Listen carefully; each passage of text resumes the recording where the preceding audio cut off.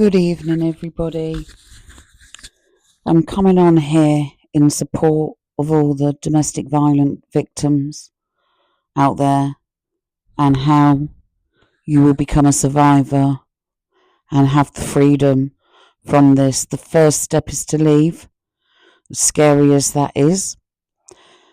There's never a first and last time, and that's so sad. But maybe through this media, YouTube, maybe we can change this to the first time is the last time. It often starts with mental abuse, putting you down, making you feel like you're dependent on them controlling you. You can't see your friends, even your family. They subtly. So I would hope that someone would get out at this point, but I'm a survivor and I didn't. So I'm not judging anybody. It's so hard to get out of these relationships because we think they get better. And they weren't like this when we met them. They were kind. They were lovely. What happened to this person I fell in love with, you say to yourself? Okay, they're just going for a bad time. Oh, they've had too much to drink. They're not going to do it again. But they do. It often takes a lady so many times before she can leave a man, and it's so sad. And sometimes it results in death or near death or being put in hospital. And unfortunately, some women go back to their perpetrator because they don't know any other life. Because it's always all right for a couple of weeks or a couple of days. In the end, it gets to days before they turn bad again. But I just want to give hope to everybody out there that there is help. There is women's refuges where you can get away to a safe place. And people will look after you to move on with your life. It's so hard to be able to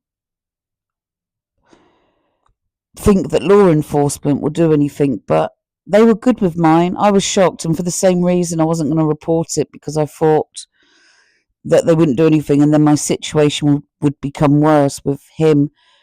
Mine was so bad that his hand was bruised into my arm, amongst other injuries. He also, I don't want to talk, actually I can't talk about it, it's too painful, but when the sergeant saw my injuries through an email that I sent, because he was in custody being questioned, and the police lady that was interviewing him, she was supposed to knock off at midnight, but she said she emailed me and phoned me and emailed. We were doing both because I was showing photographs of my injuries, because she wanted to show her sergeant, because he had the final word whether he would get out on bail.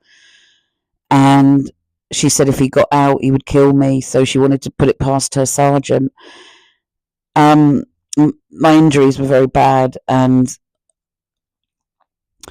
the lady said, she was really funny. She was Scottish. She had such a great sense of humour. And she said that she was on a diet, but she was looking forward to her hard-boiled egg at midnight and a glass of Prosecco. But she said there was no way she was going to leave work. So she went 2-3 hours overtime because she wasn't going to allow this monster to come home to me and finish me. I emailed my injuries. The sergeant took one look. She phoned me. She said, he's not going to get out. He never got out. Usually you'd get out on bail, and like JLR have the restraining order. I think because Magnolia and JLR was not living together, that's why they let JLR go and have a restraining order instead. But my husband lived with me, obviously. So the sergeant saw the photos and said, no, he's not getting out on bail. And he had to go to... He just had to stay there in prison until the court case, and then he went down for a very long time. I didn't know about his past, but we've got something called Clare's Law here, and I found out that he had 7 women. Sorry, I made a mistake. 3 women, beg your pardon. 3 women he was violent with. 2 girlfriends, one married. The marriage was in the middle. and he had 7 children between them, and they were violent to each one. I found all these women and their children that didn't want nothing to do with this man, of all the abuse and the PTSD and trauma he left behind. I was one that got out quickest. I was out quick. I'm not wanting a medal, but I was the only one that he got justice finally caught up with him. But I was like the other women. I was scared to press charges. I was petrified, and that's why the other women didn't. I did. I went along with it with the help of the sergeant and that beautiful Scottish policewoman. I say she's Scottish because her accent I loved, and she was extremely funny. So yeah, I was shocked. I had a lot of support. I just want to be an advocate, because this is why I've started my YouTube channel. You're going to get out of this, everybody. You've got to report it, and you've got to get to friends, family, a safe place, or a woman's refuge. There is help out there. JLR, you're going to be remembered for a lot of this now. This is going to be your ending story on YouTube as a woman beater. So it's not great. I had a lot of faith in you. I'd forgiven you for your past. I was one of them that thought everyone's got a past. We make mistakes, and I thought you was really trying, but I realised that you didn't go to Nancy Guthrie just to cover it and stuff like that. You went because you were running from this problem that you did in December, this domestic violence. You wanted to run away from it all. Bury yourself in your work doing this as if this doesn't happen, and you're carrying on as if nothing's happening. I get it. You can't face it, but you're going to have to. I'm a Christian, I'm a believer, but it's only God that can forgive you at this point, I think. I really don't know how you're going to repent, but this is terrible. But on the positive side, I hope this is going to help a lot of women.